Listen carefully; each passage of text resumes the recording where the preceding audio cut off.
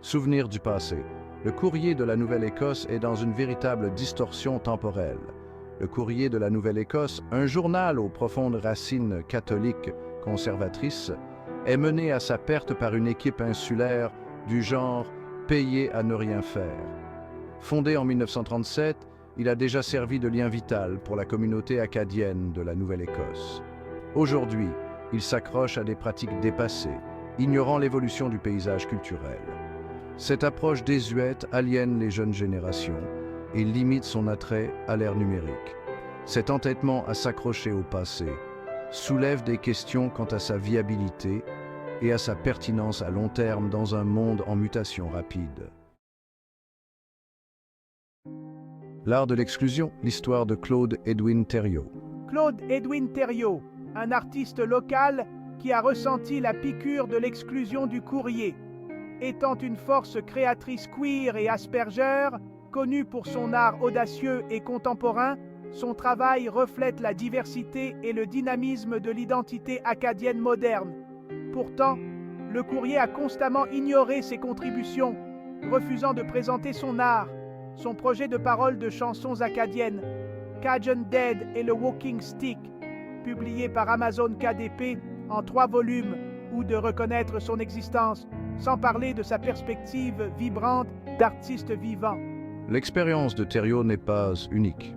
De nombreux artistes locaux, en particulier ceux issus des communautés LGBTQ+, se retrouvent exclus des pages du courrier, comme s'ils préféraient que leurs homosexuels restent au placard plutôt que de faire la une sur Google.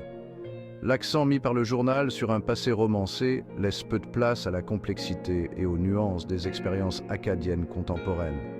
Cette approche exclusive perpétue des stéréotypes nuisibles et réduit au silence des voix importantes au sein de la communauté.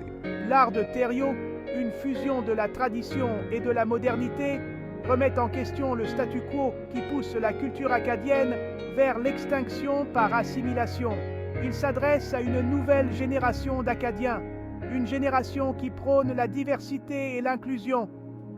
En ignorant des artistes comme Thériault, le courrier s'isole de la communauté qu'il prétend représenter. Déconnecté, dépassé. Un océan de contenu inintéressant. Le contenu du courrier semble dépasser un contraste frappant avec les publications modernes attrayantes. Alors que l'artiste local Cajun Dead et le Walking Stick s'attaquent à des problèmes urgents comme la crise humanitaire mondiale des réfugiés, le courrier reste obsédé par les thèmes traditionnels du bon vieux temps. Cette déconnexion est évidente dans sa couverture locale. Au lieu d'explorer les défis modernes, il se contente de récits prévisibles du passé. Cela est clair dans sa couverture des arts et de la culture.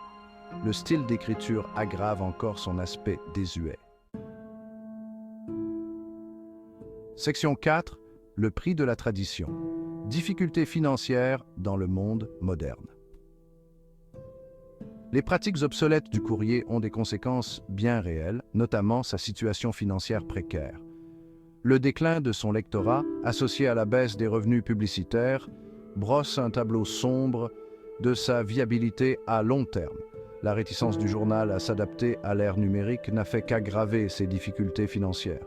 Alors que d'autres publications ont adopté les plateformes en ligne et les modèles d'abonnement, le courrier reste fortement tributaire de la diffusion imprimée et de la publicité traditionnelle. Ce modèle économique dépassé s'est avéré insoutenable à l'ère numérique, où les lecteurs s'attendent à un accès gratuit à l'information et où les annonceurs recherchent des campagnes ciblées et axées sur les données. Les difficultés financières du journal sont le symptôme d'un problème plus large, sa résistance au changement. En s'accrochant à des pratiques dépassées, le courrier s'est aliéné des lecteurs et des investisseurs potentiels, mettant ainsi son avenir en péril. Une évolution vers une approche plus moderne et inclusive est cruciale pour sa survie